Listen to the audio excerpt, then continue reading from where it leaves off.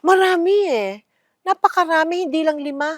Napakaraming mga episodes ng, Magpakailanman na dapat po ninyong mapanood.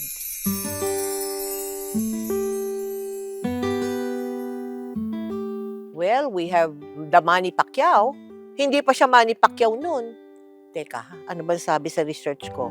2003! 2003. So, pang-ilang ano yun? Pang-ilang episode yun? 2003. And then, of course, we have the Comfort Women. Yung kay Jeneline Mercado, maganda rin yun. Kasi, nagsabi siya doon ng isang ano sa buhay niya na hindi pa niya nasisiwalat kailanman. And then, we have another story about a very young girl na merong sakit na kung tawagin ay osteogenesis imperfecta.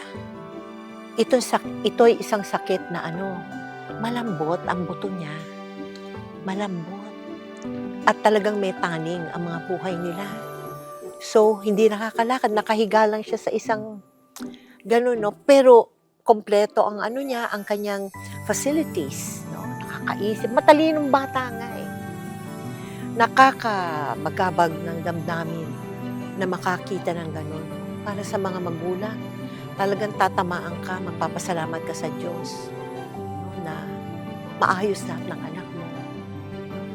At doon sa mga dumadaan sa problema, gagaang ang problema mo kasi makikita mo, tinan mo itong taong ito, napakaganda ng attitude. Despite yung kanyang sitwasyon, no? Masayahin. Naku, basta maganda yun. Meron din kaming yung kay Lorna Tolentino at kay Rudy Fernandez. Marami eh. Napakarami, hindi lang 5. Napakaraming mga episodes ng Magpakailanman na dapat po ninyong mapanood. 23 years na tayo. Maraming salamat. At yun po ay dahil sa inyo. Dahil sa patuloy ninyong pagsubaybay sa amin.